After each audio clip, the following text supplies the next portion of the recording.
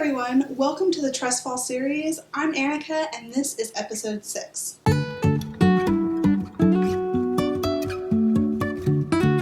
So this episode is all about classroom setup.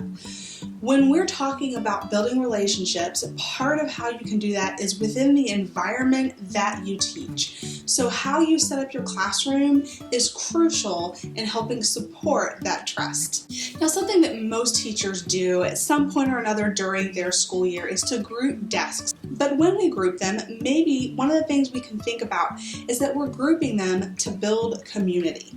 Not necessarily always grouping kids based on their academic levels to try and get that variety, but what can also help improve the community in the classroom. For instance, thinking about how some kids may not know other kids that well. Putting them in a place where they're grouped together to learn more about each other as they do activities is a really neat way to build a stronger community. Another thing many teachers are beginning to do or have included in their classroom in the past is a reflection or calm down space. Now, in the past, that's actually been more for our students with disabilities, but as we have addressed mental health for all kids, having those opportunities for any child to use is a really good thing for your classroom. Every kid is going to have a breaking point, whether it's in your classroom or somewhere else. So giving them a safe place to calm down or to reflect on things that are overwhelming them is a really nice thing to have in your classroom. You know, I have met some teachers who don't think that students with disabilities or EL students should be in their classroom, and I really don't agree with that. If you guys have a welcoming environment for all kids by providing real accessibility, you'll find that most kids can succeed in a general ed setting.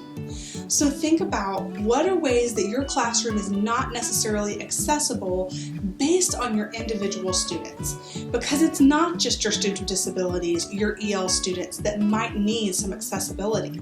You have kids in your class that we know have fallen through the cracks before because they're easily able to fly under the radar. They could still use that accessibility.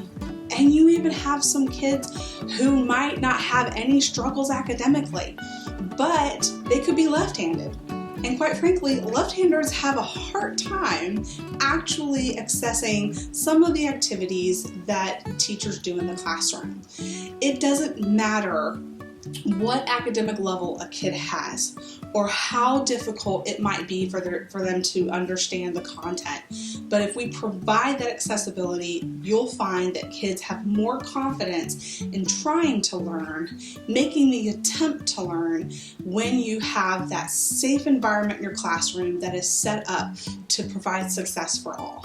So I'd really love to hear some of the ideas of things that you have identified in your classes previously that you have adjusted your classroom setup to provide that accessibility for those kids. Now, please don't share specific students, but what kind of accessibility issues have you found in the past and what workarounds or solutions have you discovered as well?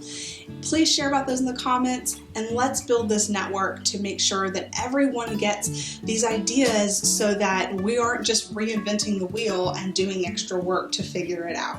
Thanks so much for watching. I look forward to seeing you guys next time. Bye.